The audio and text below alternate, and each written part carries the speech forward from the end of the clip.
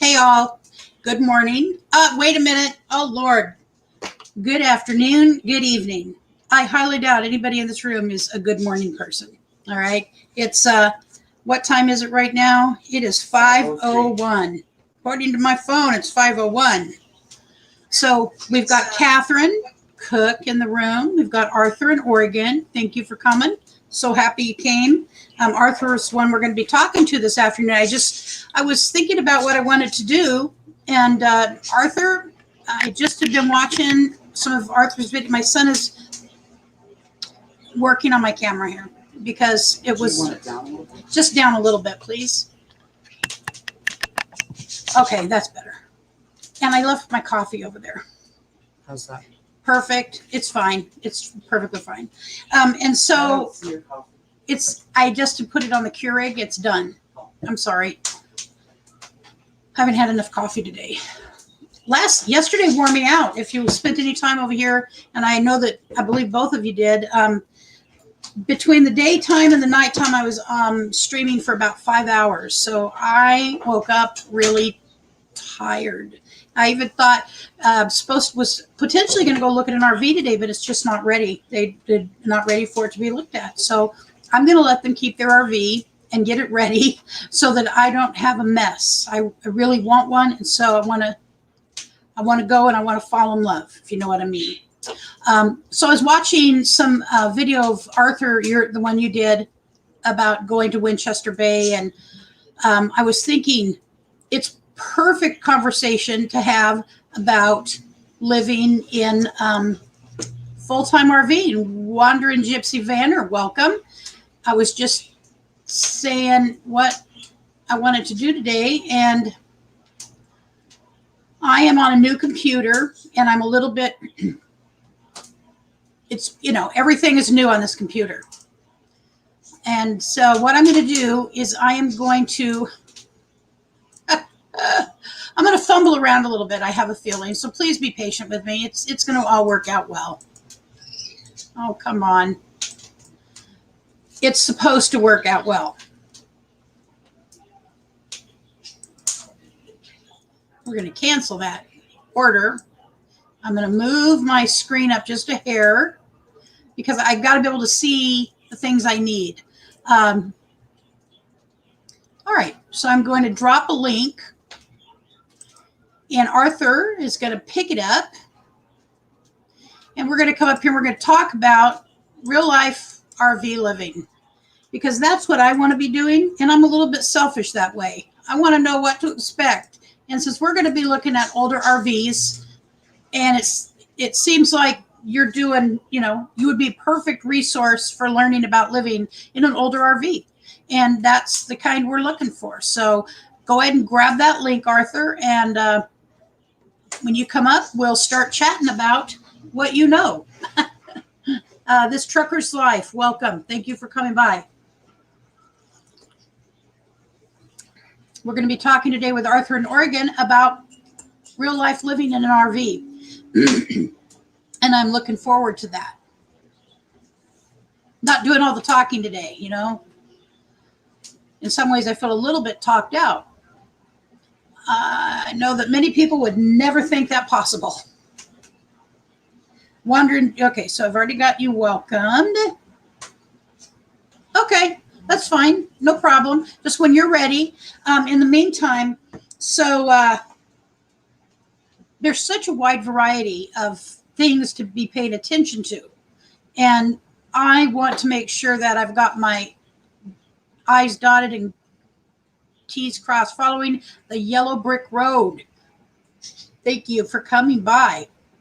Normally we've been saving Sundays for just fun Sundays, but we did a lot of that yesterday.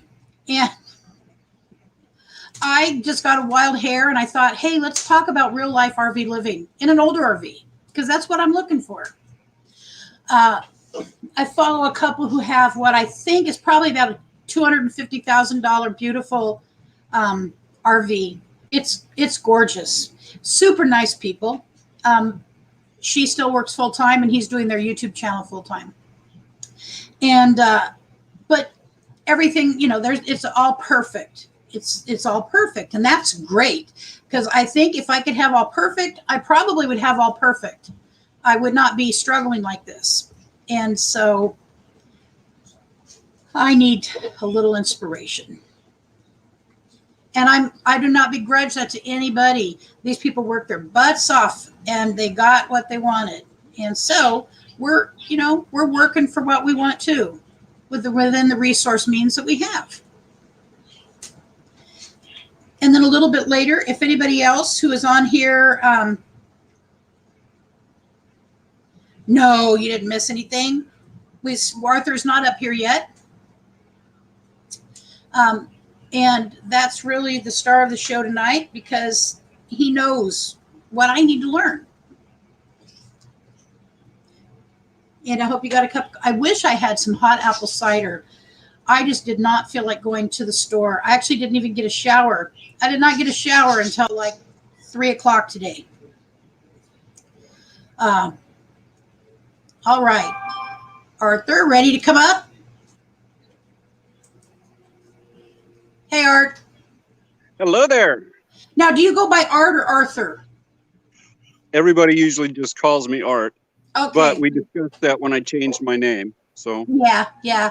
Well, it made sense to change your name. And do you see? I want to ask you first. Do you see any change in the reception, or are people making it? Does it seem like it's making more sense to people?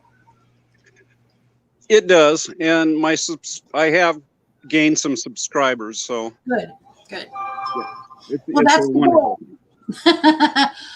All right, let me just say hello to Patty Woods and Desert Adventures in Arizona. Thank you guys for coming in. We're talking to Arthur from Oregon. And do you want to tell us your story a little bit, just to kind of catch everybody up to date who you are and get that down? Well, my name's Arthur. Mm-hmm. We live in Oregon, and that's our rig. Itasca. It's a 1984 Itasca Sunflyer. Okay. We got really lucky when we found this rig. It was originally purchased in Coos Bay and I don't know if I want to give them a plug or not, but at Gibbs RV. Okay. When it was brand new. It was purchased by someone here in Reedsport. Mm-hmm. And to the best of our knowledge, it's only been out of the state once. It only had 42,000 original miles on it when we bought it. Wow. There's only 200 hours on the generator. So we got very, very lucky. Yes. So no matter what year rig you buy, Mm-hmm. an older rig, there's always going to be problems. Sure. Always. So, like I said, we got lucky on this one. There weren't very many problems that I had to deal with. It did have a roof leak that we fixed. That's all in some of my videos on my channel. I replaced the toilet, the hot water heater, and rebuilt all the electronics in the refrigerator. But when we bought it, everything worked. Uh-huh. Just because of lack of use, that's why everything failed. Well, I can't say everything, but that's what I'm coming to understand, is that RVs are actually meant to be used. And when they sit around in a barn, they may not be gathering miles, but they are gathering miles unused, and that's not good. No. Okay. No. It's meant to be used. So, lots of folks buy them, they use them a few times, and then they park them in their driveway. That's actually causing damage to them. Yeah, yeah. Now, back in the day, this wasn't meant for full-timers, but it was meant to be used, and we love it.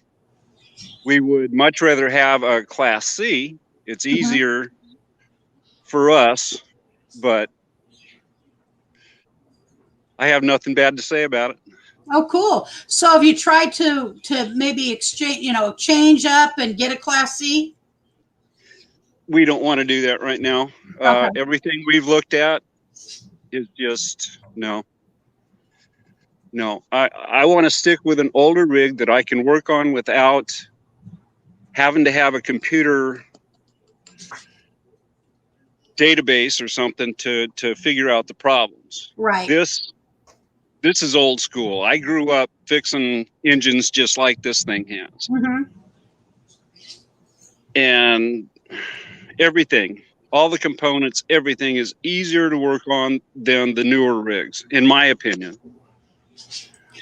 So that's one of the reasons that we're looking at and would like something older, is that once Richard is, physically recovered from his surgery, he can, he knows mechanics. I mean, he's not a mechanic by trade, but he definitely has worked on all of our vehicles and taken care of them. Sorry. And the more electrical components like computers that are in them, the less likely a backyard mechanic can actually work on one. Am I wrong? It can be done. Yeah. It can be done. Uh-huh. If you've got the knowledge, the tools, because the newer ones, you have to have specialty tools. Uh-huh. And the programs to do it. Yeah, it can be done. But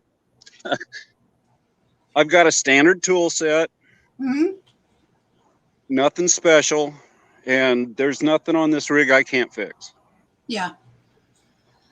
That's ideal. I mean, that really is ideal, because I know when people who I follow, they have to take their rig down to, I think it's Alabama. I'm trying to think of the name of the rig there. It's a high-end rig. And I still see some older ones of this particular make out on the road, but I can't think of the name of the company, but they have to go clear to Alabama, Red something, Alabama. And that's a long way to go to get a vehicle fixed. Yes, it is. A long ways. Well, all the parts that I've had to find, like the electronic parts for the refrigerator, it's a 1984 Norcold refrigerator. Mm-hmm. Mm-hmm. My first thought was, oh God, I'm never going to find the boards and stuff I need for this. Uh-huh. Not true. I had them overnighted, no problem, put it together, and my refrigerator works better than it did when I bought it. Wow. I bet you're happy. I wasn't happy at the time, but I'm really happy now. I didn't have to spend $3,000 for another refrigerator. And you know what I've noticed is that it is very expensive to buy a new RV refrigerator. Ours is a 3-way, which is gas, 12 volt, and 110. Uh-huh. So yeah, they're not cheap. So do you have, you obviously have shore power capacity, obviously. Do you have solar? Are you interested in solar or what? We've thought about it, and I'm sorry, my hat's crooked and it's driving me nuts. We've thought about it. I don't know how good that would do for us here in Oregon, because we don't travel. Uh-huh. We stay pretty close to home. I don't know. Well, here lately it would do as well, but I don't know if the overall investment to me would be worth putting the solar on it. Yeah. Well, if you're not traveling and you're not boondocking, then maybe it wouldn't be worth it for you. I mean, I could see where that would be a reason not to go into that. Right. Uh-huh. So we've tried to weigh the pros and the cons on that before spending the money. We're always close to town. We've got like I said, the generator's only got 200 hours on it. Yeah.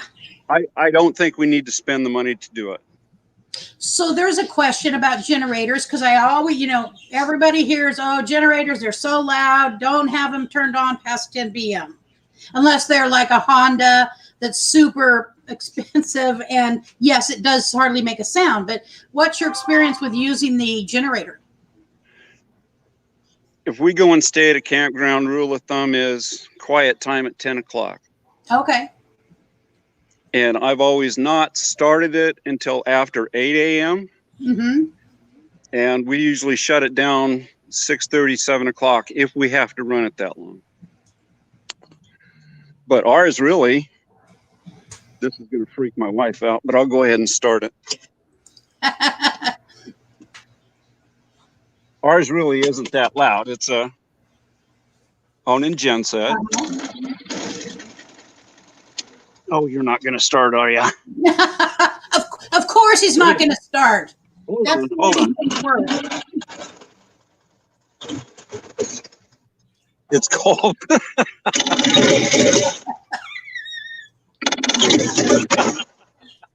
Oh, that's cute. Oh, Lord. Oh, I know. Come on.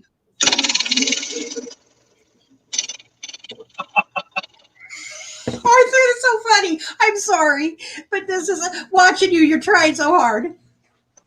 It's acting up right in front of you just because it can. Okay. We'll do take 2 later. Okay. All right. But yeah, see how quiet that is? Yeah. No. Yeah. Very quiet. Very quiet. Oh God. Don't you just love it? So what do you use it for? What's the kind of things you use it for? You know, what's the use? Where do they come in handy? Well, if you're at a campground or even, you know, just out boondocking somewhere, during the day, it's good to recharge the batteries. Mm-hmm. Oh, yeah. So, well, yeah, you use your lights and what have you at night. So the next morning, recharge the batteries, run the generator for a while. Mm-hmm. It's better than starting the engine. Yeah, absolutely. And that also gives you the capability. So you've got an electric skillet or electric oven, toaster oven, that kind of thing, the microwave. Uh-huh. You need to run the generator, have the 110 power. So. Okay. Do you have a Jackery by any chance? No. Okay. We do, but we don't really use it. Okay. That's one of the things. We don't even have an RV yet, and I want to get a Jackery just to have it and say I've got a Jackery finally. We do, but it's pretty much for emergencies. So. Yeah, that's what I understand. Jackeries, there's a certain use, and you hope you don't have to use them unless you're like, I will need to use a blow dryer every couple days. It's just the way it's going to be, God. I say, God, I'm just going to have to take a blow dryer with me. So, you know, it's just, I look at stupid things as necessities, like a blow dryer. So what about, how long is your rig? 28 foot. So that's also, we're looking minimum 28 foot because that's where we seem to be able to find a walk around queen bed. And in our situation, we really need to be able to get in. Yeah. It looks nice. Very nice. Yeah, it was well cared for. All I've done to the outside, I gave it a really good bath when we bought it. I do that every spring. Mm-hmm. And give it a coat of wax. But the only thing I did to the exterior was all the graphics. I redid the graphics. They were cracked and faded and just looked bad. So I did all the graphics, and that was all I've done to it. Yeah, you did a good job. Well, thank you. That's so does it have a walk around queen bed or what? Does that work? It does not. This one has, they say it's a double. I think that's BS. Mm-hmm. In the back, and you can only access it from one side. Oh, yeah. It had, when we got it, a jackknife sofa sleeper. And we took that out. My wife put a day bed in there, and then it's got the 2 swiveling captain's chairs up front. Mm-hmm. Okay. Yeah, we've also considered using, because there's been a few that they have twin beds, and we're fine with that. We just really need to have a comfortable place to sleep, because one of the things I have listened to and I take to heart is people say make sure you have a comfortable place to sleep, or you will not like living in an RV. And that's very true. Yeah. Very true. There's no place to escape to. Well, you can always throw the tent out the door and sleep out there, but I guarantee it's not going to be any more comfortable. No, I don't think it will either. I don't think it will either. So how about cooking? Does it have a stove, oven, or what do you use for that? We've got a 4-burner. Sorry, I'm going to set you down here for a second. All right. I'm going to look at We've got a 4-burner Magic Chef range in there with the gas oven. Unfortunately, right now the gas oven doesn't work. Mm-hmm.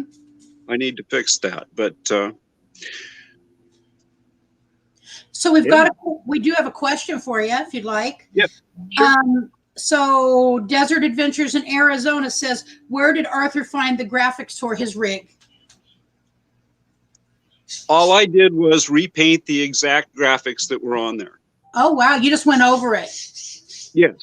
Okay. All right. Yeah. I taped everything off, sanded it, primed it, and just repainted it a different color. Okay. That I saw also. I don't know if you've ever seen them, but Traveling Salvation, Sellvatation, Traveling Salvation. They took an older rig, not quite that age, but an older rig, and they ripped everything out from inside, and they fixed it up from inside out. I mean, really did a great, and he hand painted it too, and did it all while living on the road. And so people do those things where they'll go repaint the rig and everything. And I've seen that. And on some rigs, yeah, I think that's cool. This one is in really, really good condition. And I wanted to try and keep the interior as close to original as we could. Uh-huh. So it's got the original captain's chairs. We did change out the day bed. Mm-hmm. But the cabinets, refrigerator, stove, everything is original. We did take out the original microwave because it weighed like 80 pounds. Wow. Yeah. Yeah. They've got much lighter. Yes. Yeah. And that also opened up some of our cabinet space because it was inset into a cabinet. So that gave us some more storage. Excuse me there. The storage is one of those other things, because I live in a 3-bedroom, 2-bath, family room, living room, full entire kitchen, and I'm used to having like 2 of everything I need, and I know that changes going in, which I'm looking forward to, by the way. I'm looking forward to not having to deal with so much stuff. Good luck. Good luck. Okay. All right. It's hard. It is hard. Yeah.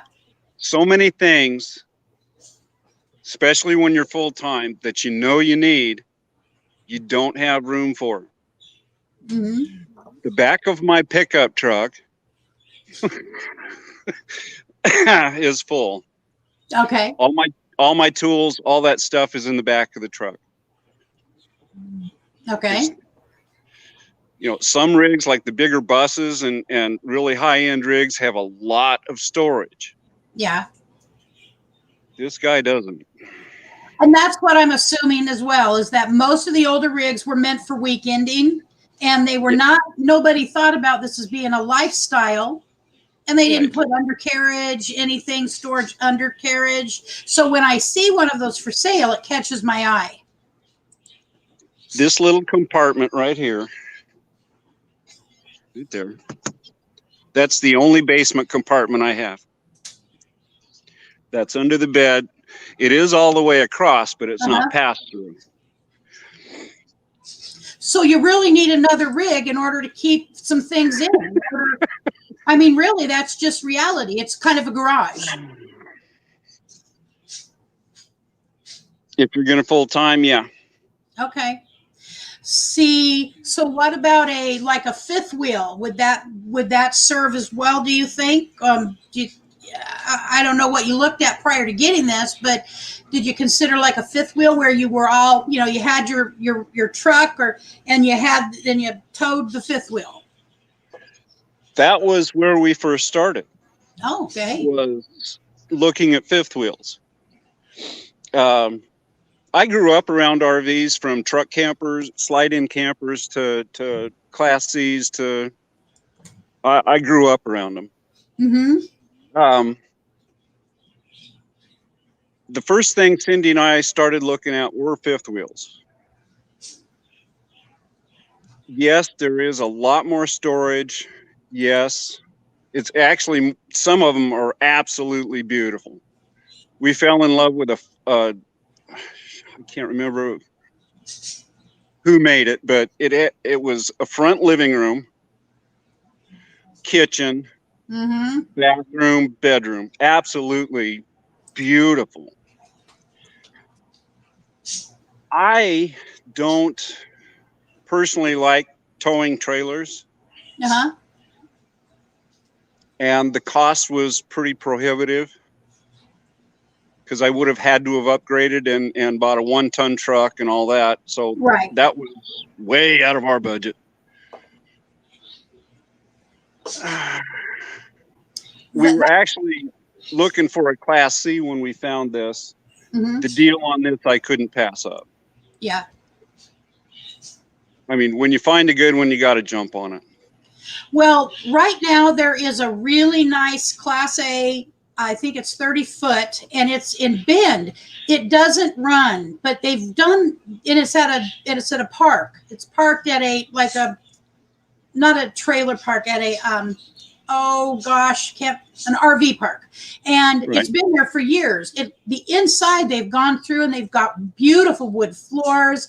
They've cleaned it up perfect. It's beautiful, and he just dropped the price from $5,500 to $2,500. And I had a little conversation with him, and I said, maybe it would behoove you to get a mechanic to go look at that and see why it won't run, because unless you just have or at that time it was still $5,500, and unless you have $5,500 to play craps with, it's all that is. Because if you can't fix it yourself, you're going to have it towed somewhere, have somebody who can fix it, blah blah blah. And if I had $2,500, it's so nice inside, I would snap it up just like that. But I don't have it to throw away. I don't have $2,500 to buy a rig and then have to spend another $5,000 to get it running. If it ran when they parked it and the engine turns over, have it being sat that long, I have to say is probably a fuel problem. Yes, most likely. Yeah. And as much as he wants to sell it, he's losing so much money, unless he just really doesn't have, a couple $100 to have a mechanic go out, or even just a $75 or $100 to have a mechanic go out and diagnose it.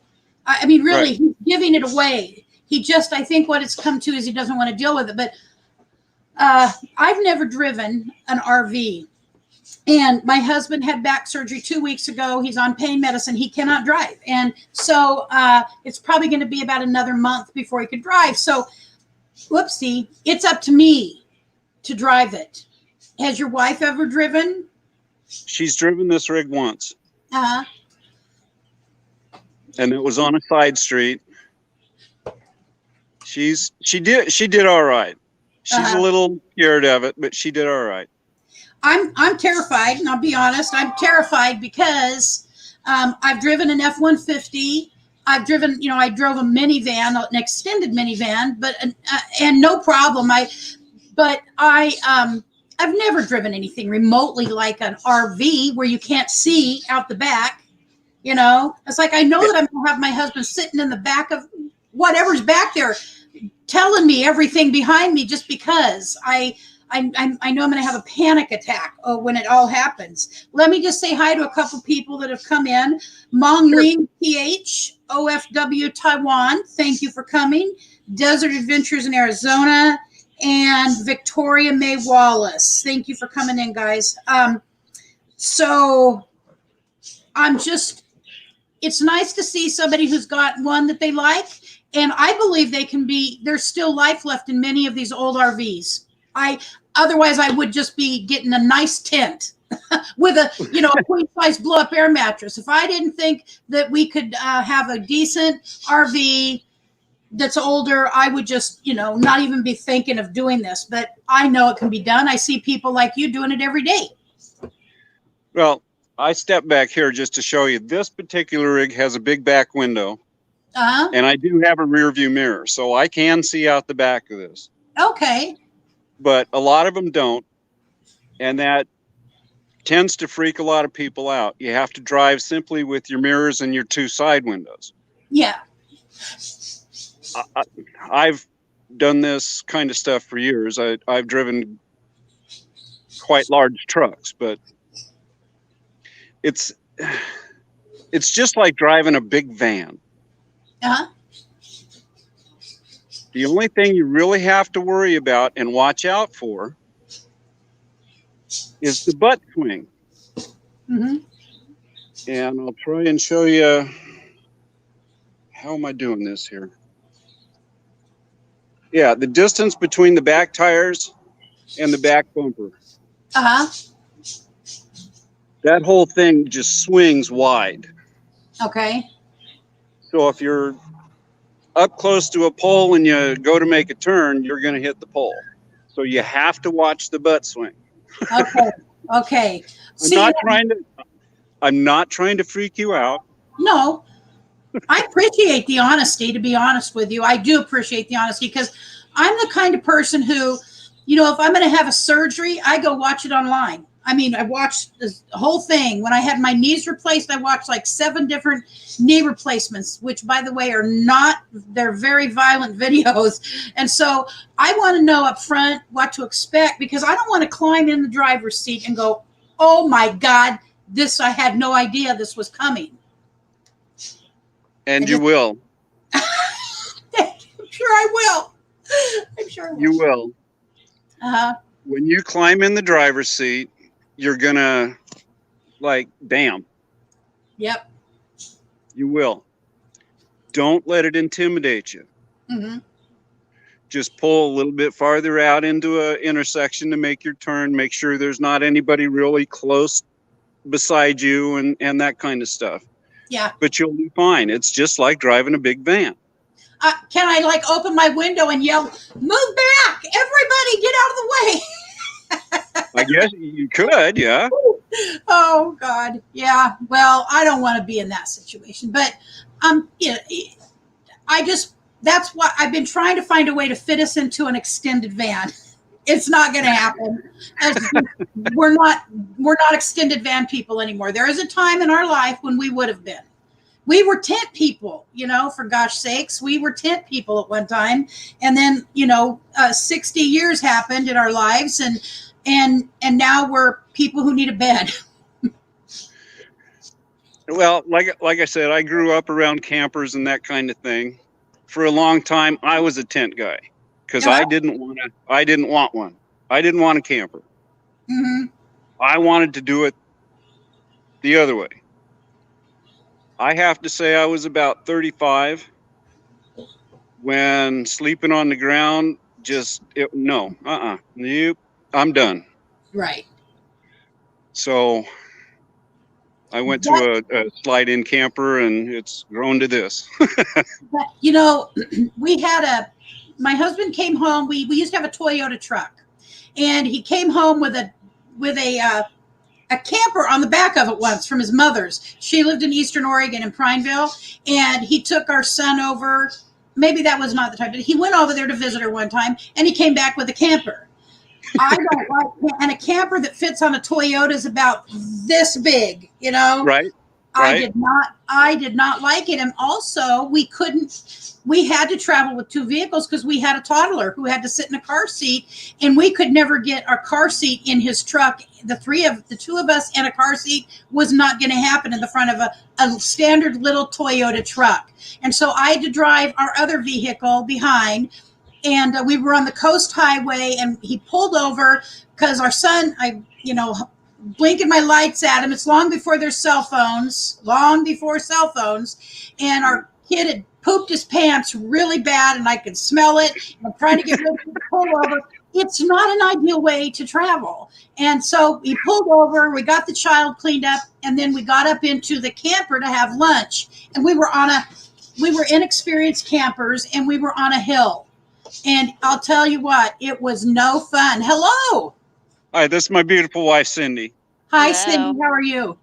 This is I'm good. Luchita and her channel here. Hello. Nice to meet you, Cindy. Now, if you want to talk to the expert, she's here now. No, I'm not the expert. How do you, 1 second, guys. Okay. Okay. My son is telling me that the glass on our fireplace just broke. Oh, no. Oh, no. You know, if See, it isn't one thing, it's another. You got my ugly mug on your computer. That's No, gosh, no. So, Cindy, how do you like living in it? Because that's what I want to do. I want to be living in an RV yesterday. I love it, and I don't want to ever go back to an apartment, and I don't want to pay a 30-year mortgage. I agree. I like knowing that our home is paid for, it's ours, it's fully insured. Our belongings are with us wherever we go. We don't have to pack a suitcase. It's amazing. Mm-hmm. Isn't and that if we nice? don't like our neighbors, we can turn the key and move. Yes. That's right. Which brings me to your video that I watched, that you went to Winchester Bay thinking you guys were going to be able to stay there. That sucked. Yeah. There's no nice way to put it. That's the nicest way. My son's an adult. If he was a teenager, I could understand them saying no, but he's going to be 30 years old. Uh-huh. And he's Yeah. quiet. He's worked full time. And he's great help. But the fact that they told you, you know, because you sound like you were up front right off the get-go, and then they said, no, you know, you can't have 3 people in the RV. Well, I spoke with these folks, 2 months ago? Yeah. It's about 2 months ago to get my name on the waiting list to get in, as well as several others around here. Nobody's leaving. So when this one came open, I had told him that it was the 3 of us and that our son is an adult. He's not a kid. And it's 2 people per RV. So that's the rules at that particular place. Every park is different. Yeah. Right. So that's a question about parking situations. So how many RV parks are they down in that area? It does not sound like there's a lot, or at least they're all full. 1, 2, 3, 4, 5, 6, 7, 8. I'm going to say 10 to a dozen. One is going through renovations right now, and it's all tore up, so they're not taking anyone in there. Okay. But the rest of them are just book solid. If you have a dog, some RV parks limit the size of your dog. One was 30 pounds, while Bailey weighs 45 pounds. So if it's not my adult son, it's, you know, how much does your dog weigh? And age discrimination. Yes, yes.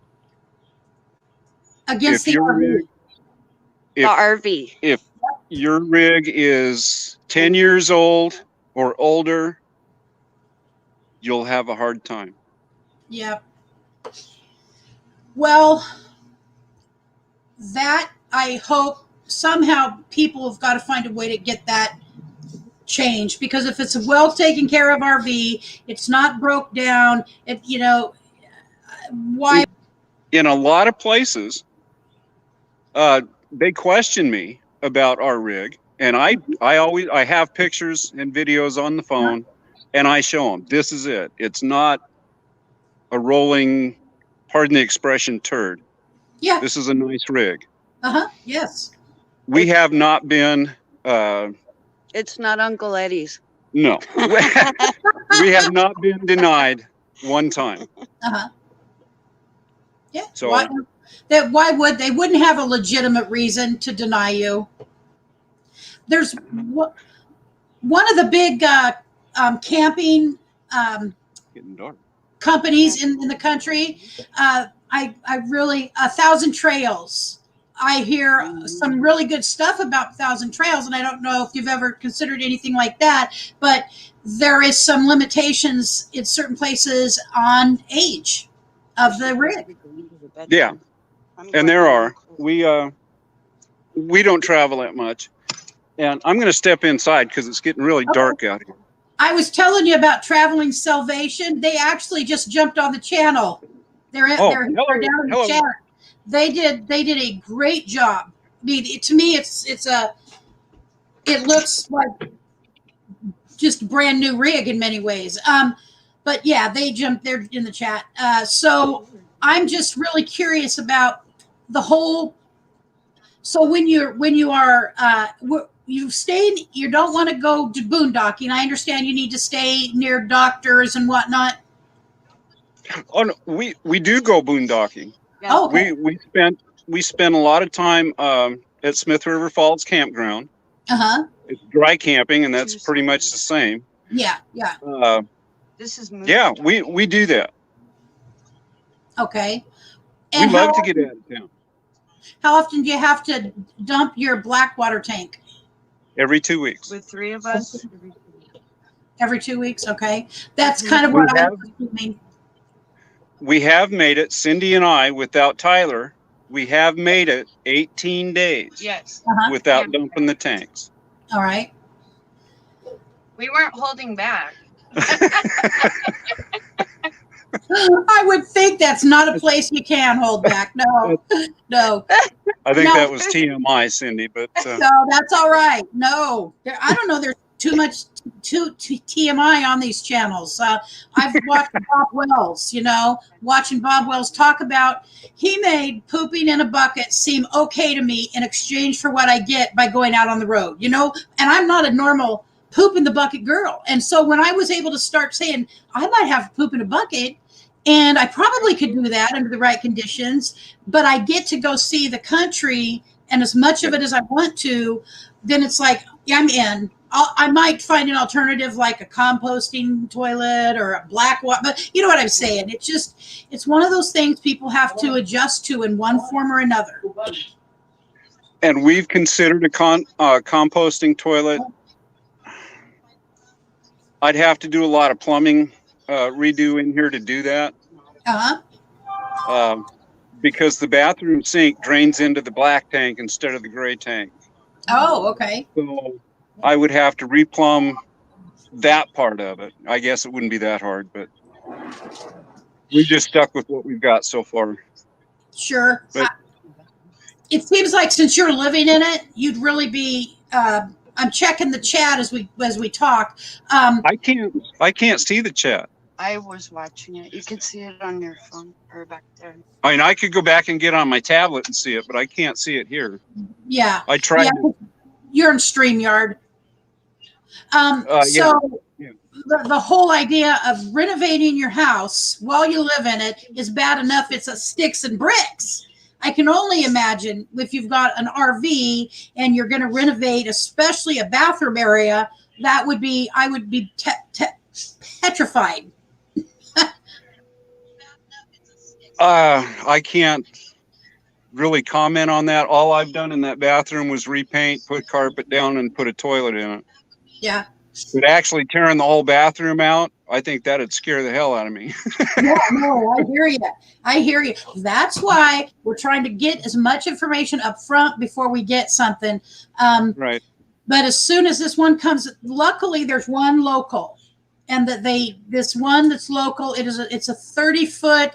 I can't think of the name of it, but it's 30 foot. It's been well taken care of, but they let it set in storage, and the gasoline, they've got a problem with the gasoline. I'm wondering if the fuel pump or the fuel filter is not involved, and they don't want to sell something that's not good. And that's exactly what they said. Basically, we want to get, and they need to put a new battery in. So, but it's only like 6 miles from me straight up the road.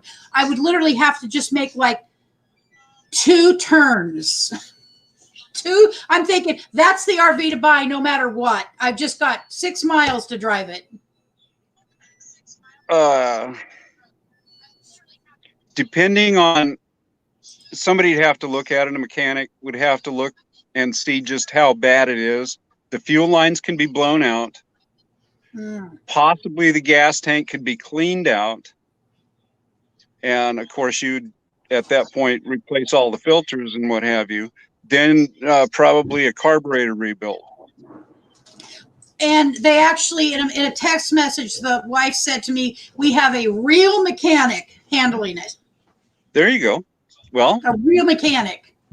So for some reason, I feel like that's going to be the one. I don't know how to explain it because there have been many that have come and gone, and we haven't even literally didn't even get to it because it turned out the lady misled us, and I wasn't driving further. right. And so then others that fell through because they got bought, like literally a 45 minutes.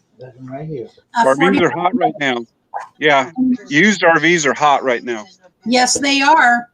Very, especially the ones that have been taken care of. There's people trying to pawn off some stuff that is got tons of dry rot, is not got a good running engine or running engine at all in the one over in Ben's case. And I'm not stupid, we're just not stupid people, and I'm not going to go live in something that's going to break down in 45 minutes down the road. Right. Yep. So just going to say hi to a couple people. RVing with G, Traveling Salvation. Thank you guys for coming. Camping Therapy. Thank you, Doreen, very much. Fordman, a.k.a. Kenneth Oakes. I so appreciate you, dear. Blinding Lights. And that's where we're at. And if you haven't had a chance to thumbs up, well, it looks like you have. We don't need to go there. If you want to share this out on your social media, feel free to do that. We don't have a whole lot longer.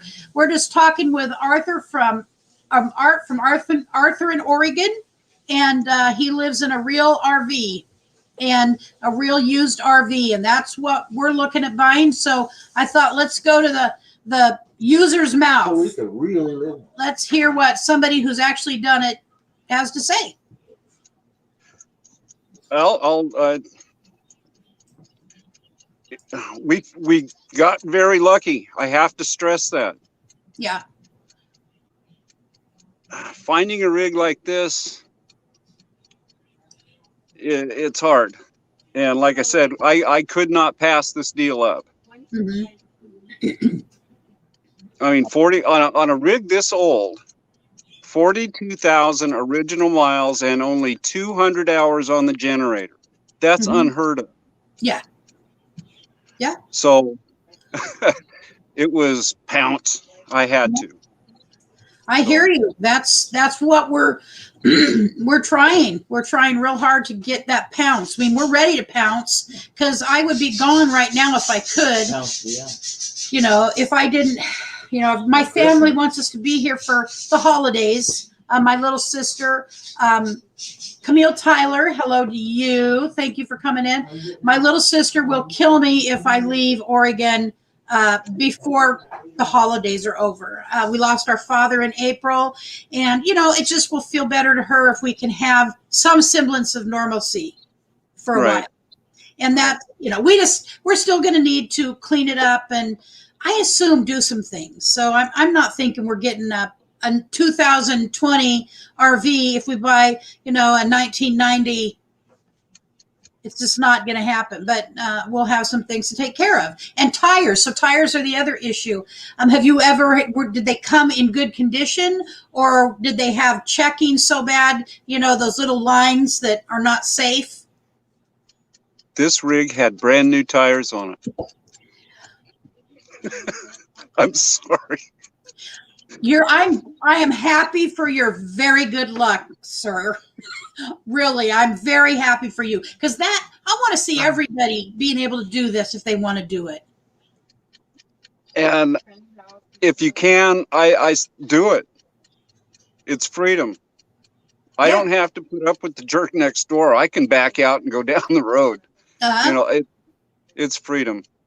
We own it outright. The only property tax we pay are the tags. So, yep, that's huge. That's a huge savings.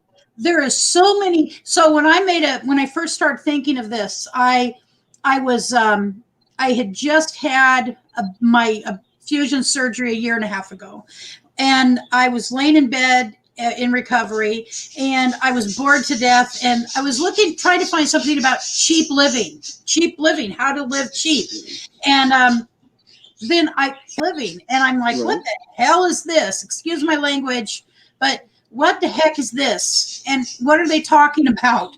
And then he started talking, and I listened to him, and he was standing like this most beautiful vista of mountain, of snow, a mountain with snow on it, wood. It just was fantastic. And I'm like, oh, where can I sign up for this? Because I am all in. And it hooked me immediately because I am tired. So where we live is, my father built this house when I was 12 years old. And I literally helped nail floorboards and do the work. I even got to drive a mini backhoe, bobcat, and was a bobcat. And I almost tipped it over backwards. We were leveling out the ground, that's just what, and my mother was having a heart attack. So I'm very emotionally connected to the house, and he passed in April, and we're trying to hang on to the house. Our son would live in it. He's 30, and he would live in it, and, we would pay the taxes on it. That's all, and it's low taxes, like, I think it's like $1,500 to $1,900 a year. And so in order to preserve my dad's legacy of the work that he did, and, but then if we don't get to keep it in the long run, which is a possibility too, we're fine. I'm fine with it. It just wasn't meant to be. But no matter what, my husband and I plan on getting on the road and living as much as we can on the road. And you will find that rig. Don't give up. No. It's out there. Everybody's got one that y'all got something to live in. Yep. And I won't say I wouldn't trade it. If somebody offered me a newer model Class C with some of the stuff that we don't have in this one, I would think about it. Oh, you'd have to know what was really going on with it, though, for sure. I would have. You know now yours is good. Yes. RV G says, my RV is 21 years old, and I had to change out the water line. The generator was bad, and replaced it with a propane generator. I am putting in a compost toilet, 1,000 watts of solar, and 300 AH batteries. And I don't know exactly what AH means. I wish I did. See, I'll know that eventually, but I don't today. And 1,000 watts of solar is a good amount of solar. It is. Yeah.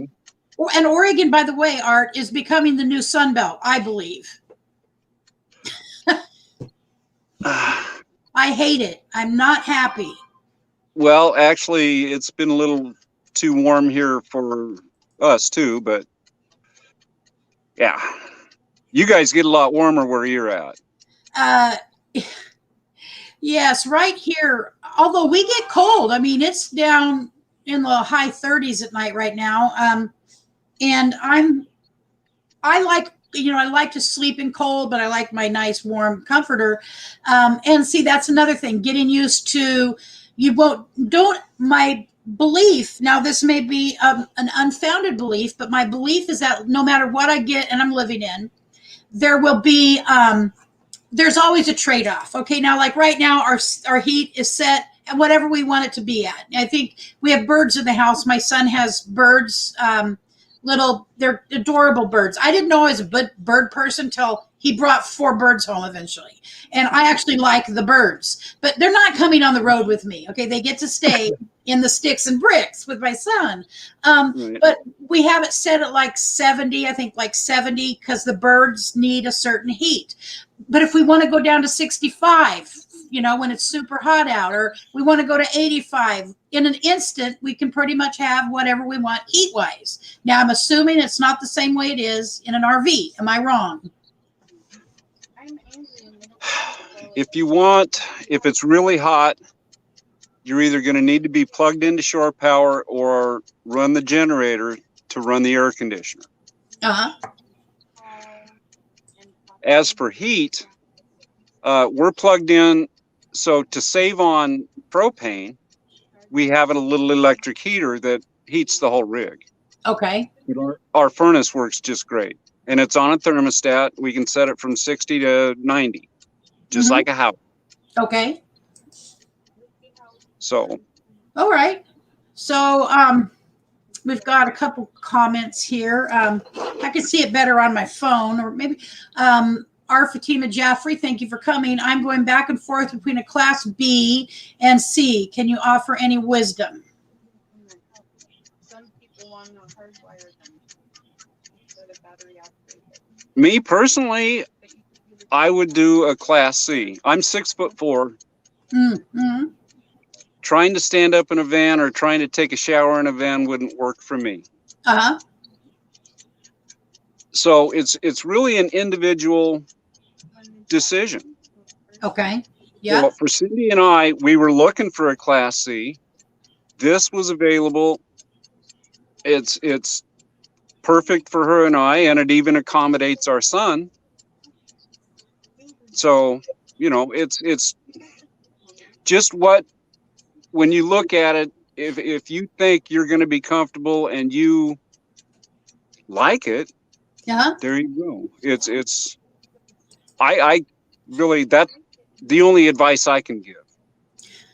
It needs to fit what you want to do. There is, I wish I could think of her name, but she has a class B, and there was a class B not too far from us, like within 5 miles of where we live, that needed some work done on it. But I was looking at the pictures, and I'm telling you, I'm not a tiny person, okay? I'm not a tiny person. And I was literally afraid, how do anybody fit in the little place where the bathroom is? Just a normal, little, regular, let me just say regular sized person, except for a lady who's on here right now, Letty Tippins, Living Life with Letty Tippins. A fabulous lady. She's a little tiny lady, and older lady who travels. When she travels by herself, with disabilities, by the way, and that's her story, and I'm sticking to it, Letty. So I'm only telling that because she tells it herself. It's part of her story. So there is a rig for everybody, a rig for everybody. And class B, I just don't foresee as a rig for us. It seemed a little claustrophobic for me. I just seemed a little claustrophobic. But they are nice. She's by herself, so it's going to work great for her. And with 2 of us, it probably would be a class B. Even my husband, he looked at it, he just said, no, thank you. I'm not interested in that. And then let's see, traveling salvation. I have to be a class C. It have to be class C at least. He's as tall as most Christmas trees. You're as tall as most Christmas trees, and I think so is he. Class C. I think there's many class C's I've seen that would work. Interestingly, I'm finding class C's are more expensive. The older ones are more expensive. We could pick up, if Richard was physically capable right now, if he was not recovering from a back surgery, and I was able, more able than I am, we could get a class A in a heartbeat, but the class C of the same age bracket is a little more money and needs more work on it. And I think it's because they know that they're kind of more, for many of us, it would be more preferable. I'd rather have a class C, I think. I'd rather have a class C, but these class A's I'm looking at are probably going to be the way it ends up going. How much, may I ask, how is the gas mileage on your rig? I knew you were going to laugh. Okay.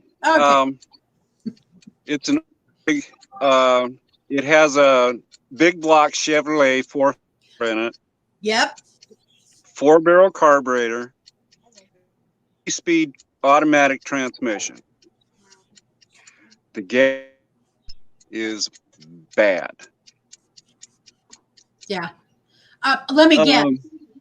If I transmission and get a 5-speed automatic, that would help Oh, okay. But the fact that it's 4-barrel, you said, is that what makes the?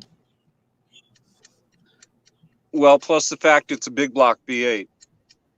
It's a Okay. heavy rig. Okay.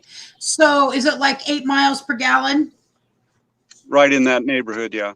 Yeah. That's so. Most of the ones I've seen are a big block 454. Right. Is that in that same gas mileage ranking, or worse or better? That's what I've got is a big block 454. Okay, there we go. So I was figuring somewhere between 8 and 10 miles per gallon, if, just guessing, having no experience. But from what I kind of understood from others, somewhere around 8 to 10 miles per gallon. Because I was literally counting out in my head where we want to go in late December, after Christmas, early January, is Quartzsite, because of all the stuff going on down there, and with RVers. And it's a little bit of money in one of these rigs. We'll have to stay for a little while, is all I can say. We're gonna have to stay for a little while. Yeah. I've never filled this gas tank from empty. Uh-huh. But so far filling the gas tank up, and that was after a few trips to grounds and I think it was a trip to Eugene. Oh yeah, Eugene. Cost me a little over $150. Wowee. Because also coming over those roads between here and, coming, no matter what direction you come from the coast to the valley, it's windy and it is hilly. Well, I went across through Florence. Uh-huh. It's up 38. I think it would have been worse. And plus, I don't want to take this on I-5. Oh, really? See, now I'm thinking I-5 would be much better. I don't want to tangle with the idiots on the I-5. Okay. Well, I don't blame you there. It's a me thing. It probably would be better. It's me. Uh-huh. I've driven the I-5 enough, and I know on that highway. Mm-hmm. And if anybody's listening that drives that highway, you're probably not one of the idiots, but there are a lot of idiots out there.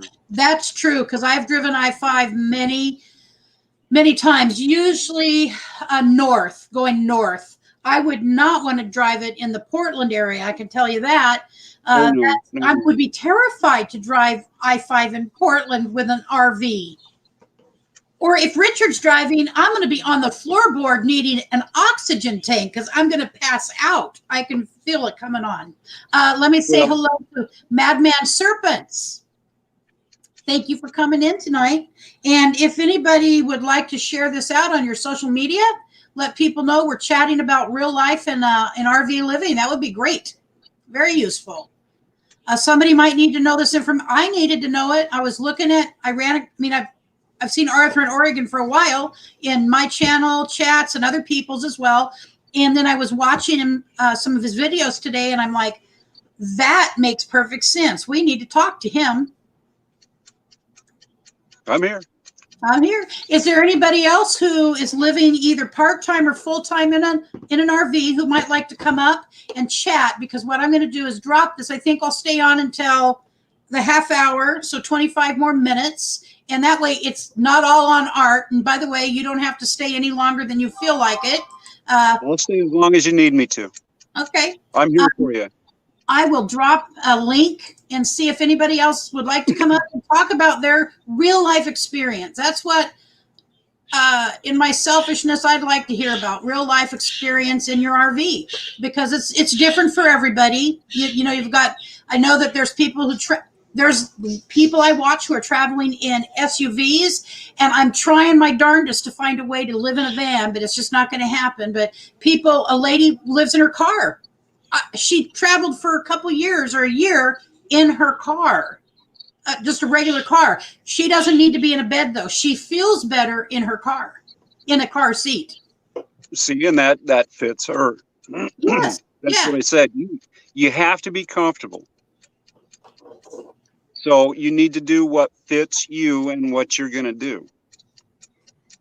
It actually, in her case, she said that she was staying in a motel. Her son got her a motel just for a break from the road while she was visiting him and his family. And she felt very uncomfortable in the bed. She really felt like she just wanted to go get in her car because it's her home now. It was her home, Right. but I'm only going to say upgraded. She's changed to an SUV. And so she does have more room in an SUV. Much better. If that's where she's comfortable, then Absolutely. right on. Some people talk about the difference in a bumper pull versus what's the other kind? Where you put it in the back of the pickup truck.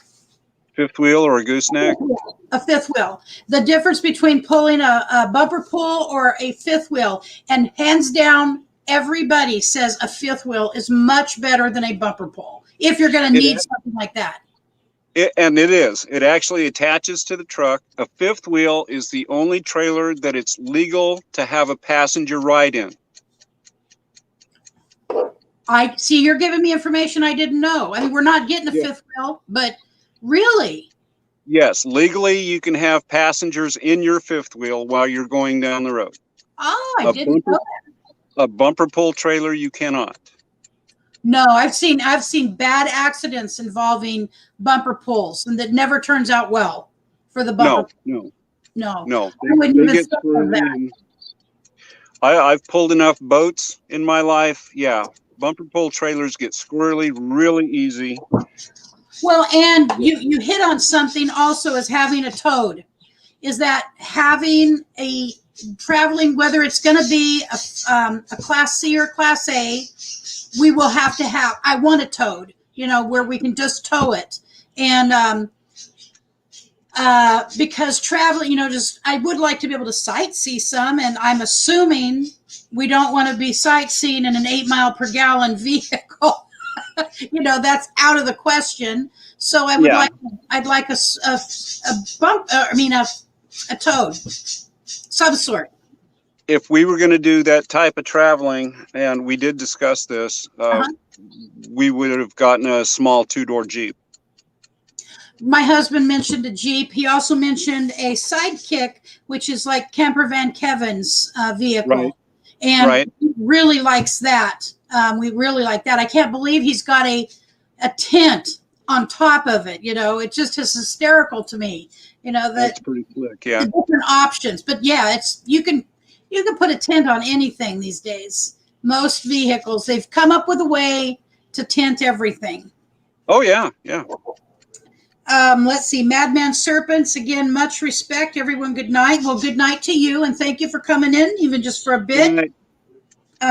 Trauma survivor Cynthia, I gave up 16 bags of clothing to downsize before moving into our RV. Well, that's my wife. That's your wife?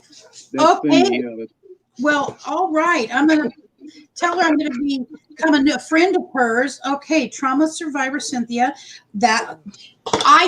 Okay, and now that's when I remember you saying that, something, that's your wife, and now it dawns on me, that's what.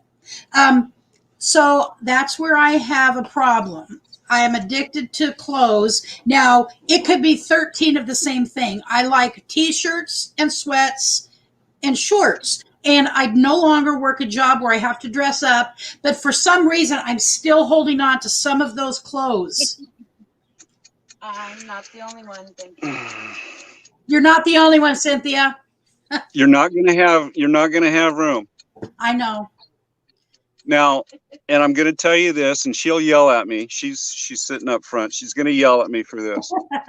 But there's a 2-door closet next to the refrigerator that had shelving in it. Uh-huh. One side we used for a pantry. The other side we had clothes in. Uh-huh. Well, we changed that out, and then she had one side, I had the other side. Now She has both sides. And my clothes hang on a rod at the end of this bed. How many cupboards above the bed do you have? 2. 3. 1, 2, 3. I have the other 3 covered. Okay. See, I told you she'd come back here. I told you. I have downsized, and I actually did a video when I first thought I was going to, when I first drug my husband into a hostage situation over this, that we were going to do this. I went through my side of the closet and the third of his closet that I also own, and bagged up a bunch of stuff. Because does a person really need 4 white t-shirts and 6 black ones and whatever I had? And I put a bunch in, I bagged it up, and I always donate to my clothes always go to the mission, because I'm a larger girl, and most women who end up in the mission get crap for clothes. And so if they're, running from a bad situation and they end up at the mission, I've seen my clothes, my work clothes that I donated, I've seen them on women coming out of there. So I donate, our stuff goes to the mission because it goes right to the people, no middle person. And I really like doing that. So I've done that twice, and I'm going to have to do it again, because as it turns out, my lesson is not learned in downsizing. And we've got to go through this house. We've got to get through the house and start divvying up my father's things between my sisters and I. And that way, when we leave in January, I don't have to worry that, what if the house is not, we don't get to keep the house and we've got to, hurry back. So you had a little issue with getting rid of clothes, Cynthia? Yeah, about 16 bags full that I donated, and I still have too many clothes. But I did get rid of almost all the shoes. He used to say I had over 100 pairs of shoes. I'm down to 5 pairs. What's wrong with 100 pair of shoes anyways? That's all I can say about that. 100 pair, heck. Well, and then there's the rule you have to follow of, if you haven't worn it in 6 months, it's time to give it away. I understand. I've heard tell of that rule. Is it written anywhere is all I can say. Who wrote it? And did they like clothes when they started writing? I can't find it. I can't find that rule. I was raised that way. I'd have to ask my mother. I was not. My mother was, back in the day, what they called a clothes hound. She loved clothes, and she had clothes made for her, and she dressed very nice, but she was not going to be a camping lady.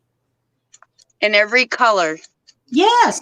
I was telling Art, I like now in my life, since I'm not going to be working, like working where I go to an office, I don't need office clothes anymore. There's no illusion in my head that I'm ever going to need that. They have these really nice blue, like navy blue pinstripe pants that are, thin, a woman might wear to an office. I'm never going to need those. I cannot part with those yet. It's just psychological. Sentimental and psychological, both. Yes, that's right. That's right. And I've got a dress. I'm probably never going to wear it again, but it's beautiful. It is a beautiful dress. But I'm probably never going to wear it, but I can tell you right now, I'm not getting rid of it. It's not going, and my husband can't make me. I still have my senior class t-shirt from 1989 and my retainer. Oh, cute. That's sweet. Hey, if I had one, I'd keep it. My best advice is don't get really super crazy about downsizing until you get your rig. Yeah. That way you know how much storage you've got, and you can experiment on how much you can cram into certain places. Storage buckets work. Yeah.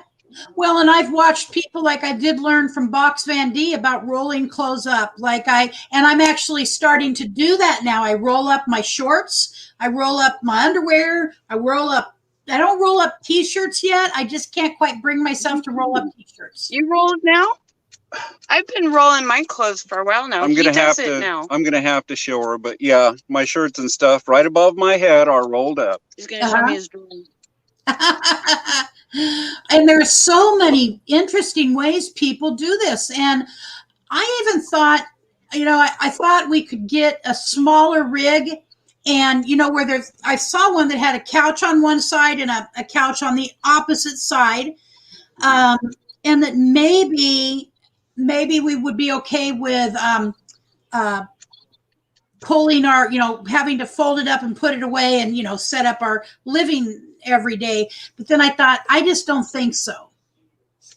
There's some RVs now that have a Murphy bed That's what inside of it.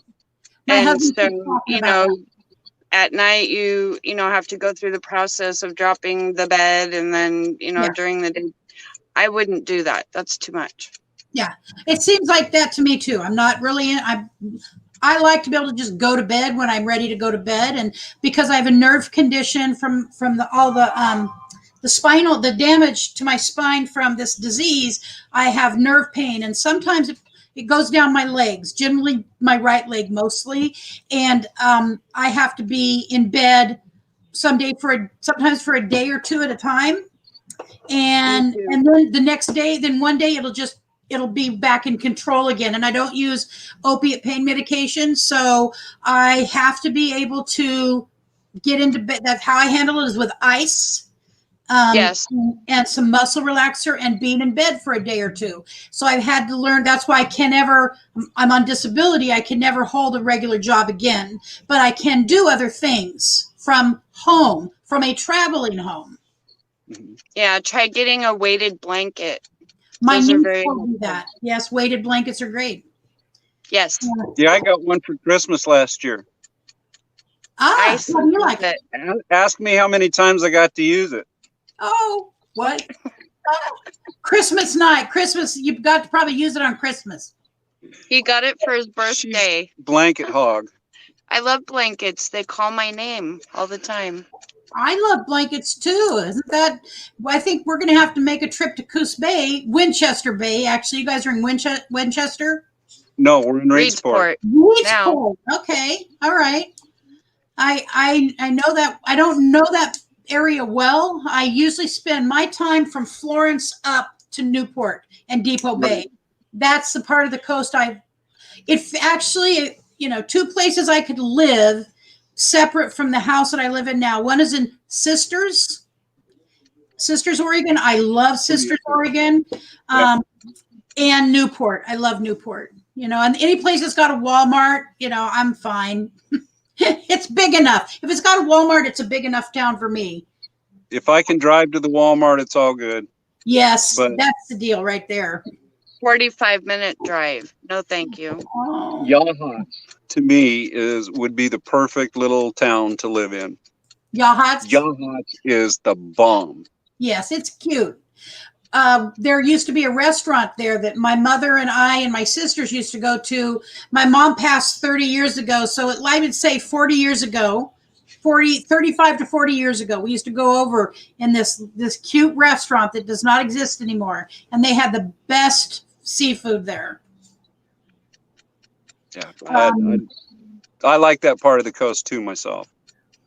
So our Fatima Jaffrey says, I must have a place for my power chair to get into the van. They have a class A, but I can't drive them easily with hand controls. Not giving up. Nope. I've seen people. There was a man that I used to watch on a news channel, and he was a paraplegic. And he was able to use his hands. I don't know how that worked, but he was able to drive his van. He had a van specially equipped for him, and he would come and go from his job by himself. I mean, he drove himself all over the place. So no, don't give up. No. Winnebago actually makes handicap rigs. Yes, Winnebago makes a chair lift to get in and a lift to get you up to the steering column.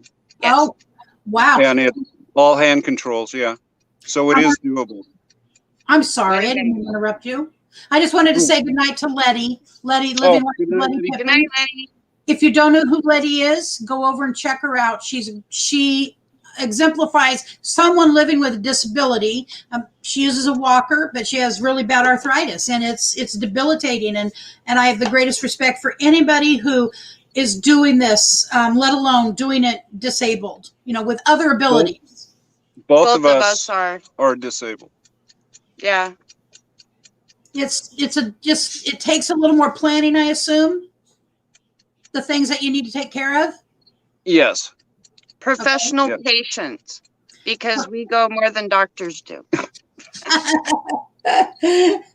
I hear you. No, you just have to know your limitations and stick to them. I have gotten myself in trouble working on this particular rig because I tend to overdo it. Uh-huh.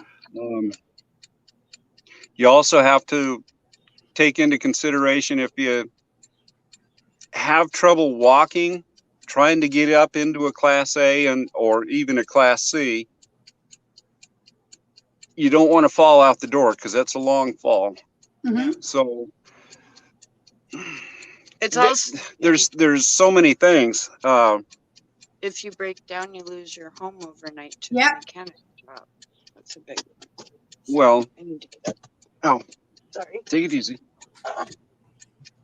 Okay. If you're able to get around, you can go camping. You can do an RV. Mm-hmm. You just have to know your limitations and stick to them. And my disability, I have severe arthritis in both hips. I have 2 torn rotator cuffs that they won't fix, and I have a mass in my brainstem. Mm-hmm. Crawling under this rig, I pay for it at night because my hips just kill me. I bet. But if I do it, in steps and don't overdo it, it's all good. And to me, it's worth it. Oh, sure. I'd rather save the money and hurt a little bit than take it into a shop and pay 4 times Right. more than I should. Exactly. Mine is musculoskeletal because I've had 12 back surgeries in the last 10 years and 12, and then both knees were replaced, which is good. The pain from the knee issues is gone. However, when I had back this last January a year ago, so a year and a half ago, little over a year and a half ago, I had a 4-level back fusion, which is a very gigantic surgery. And then 3 months later, I had one knee replaced, and 3 months later, I had the other knee replaced. And then just a few months ago, I had all of the hardware removed because my back fused, and it was causing some very severe pain, which was making me need to take pain medicine. And I don't take it. I hate pain medicine. And so they took all the hardware out, actually sent it to me. I got this yellow manila envelope from my doctor, and I forgot. I must have said, and all that, the drugs they give you prior to surgery. My suspicion is I told him, Dr. Miller, could I have my hardware from my back surgery? Because I got a bag full of hardware. And he said, you asked for the back. Yeah, you asked for it. So they put it through a cleaning process and send it out. Does anybody have any questions for Art? Because we're at 6:25. Renee says she has a 2011 Ford E350 wheelchair van, super high roof, handicap, 16,000 miles. Well, you got a gem there. Yes. And that could be built out into an awesome little camper van. That's what we thought of doing, was an E350. And it just, as it turns out, we're going the direction of a RV of some sort. But that's a great vehicle. I love them. And I saw one that looked like a little tiny apartment. They had running water, full running water. If you looked inside the van, the bed was on down here, and there was a little kitchen over here, a little kitchenette. It had a sink to wash you know, dishes in. And then to the right of that, because all the plumbing was on the right, they had a box built up a little higher than waist high, maybe kind of lower than chest high. And what it was is there was a toilet in there, and there was a shower ability where they had a shower that was built into it. And you didn't see it unless they pulled out the shower curtain. It was just done phenomenally, but it was not a cheap build, and they weren't selling it cheaply, you know, and I understand that they needed to get their money back on it, but so cute and done just so good. Is there anything you can think of to tell us besides, I think that you and us and maybe Gina Payne from, you know, she's down in Roseburg. Well, there's a bunch of us in Oregon.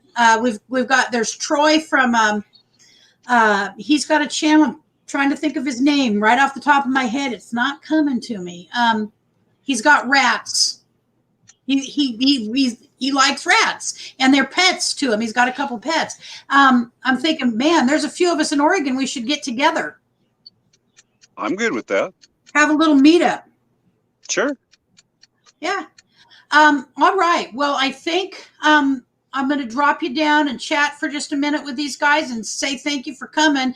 I really appreciate on the spur of the moment what you did, because it just seemed, I saw your stuff and I thought, that's the guy I need to be talking to today. Well, no worries, and I hope I helped. And Cynthia, I've got your handle is, I'm gonna write that down. I wrote part of it down. I subscribed to you already. Did you? And okay. I liked your video. Oh, good. Thank to you. meet you. I'm working. Nice to meet you. On her channel, you don't say subbed or subscribed. You say you're now friends. Oh, hi, friend. Love you. Well, hey, I love you too. I do pay attention. You do pay attention. You know, it's just a YouTube thing. It's also like people really suffer when they drop their own links in a chat. And that, if I invite people to drop their link, that should be sufficient. But YouTube doesn't care if you ask people to drop their own links. They don't like it, and they punish people by taking away people you get from that. So I'm learning how to do this a little differently. Well, see, you're teaching me stuff about YouTube I didn't know. Me too. Thank you. I didn't know it either. I had gotten to right at 1,200, and I was doing what I was doing. I got like 10 people in one evening as friends, and they were real channels, by the way. They were real channels. They were not bots. It was people I had watched interacting on not an RV channel, but on a Shed Wars channel. The people who, you know, do the gardening. They have gardens, and they are real live channel people. And I had like 10 of them subscribed to me. I use the word, and they took them, most of them away from me. YouTube did. Wow. These were not flake channels. I watched their stuff and they watched mine, and I still lost them. So it was a channel that allowed me to drop my link. So I don't know. Anyway, learn something new every day. I know. All right. Well, thank you, Art, for coming on. I appreciate it, and I will. I'll be in touch with you. Probably getting some more information behind the scenes eventually, pretty soon. Okay. No worries. Like I said, if I can help, please let me know. I'll do what I can, however I can. Yeah. Well, and thank you, Cynthia, for chatting with us too a little bit. You're welcome. She says you're welcome. All right. All right. Talk to you another time. All righty. Good night, everybody. Thank you for having me. It's been a pleasure, and nice to finally talk to you face to face. Yes. Isn't it much better? It is. It is. Yeah. I wish we could have hooked up when I took my friend up to the hospital that time, but that just wouldn't have worked. So yeah, I understand. Let me know if you're ever coming to Eugene or nearby, and we'll connect up. We have the time. We'll definitely do it, and if you get down this way, do the same. So. All right, we will do. All right. Bye-bye, Art. All righty. Y'all. Oops. I didn't mean to cut you off. I'm sorry. That was nice. That was really nice. On the spur of the moment, that's the thing I'm learning about so many people in the YouTube community. They're willing to help another channel, and that means a lot. So anyways, thank you, the 11 of you that stuck with us, and I hope you learned something. I learned stuff that I did not know, and I'm excited because I want to be living the RV life. I wanted to say van life, but it's just not in the cards.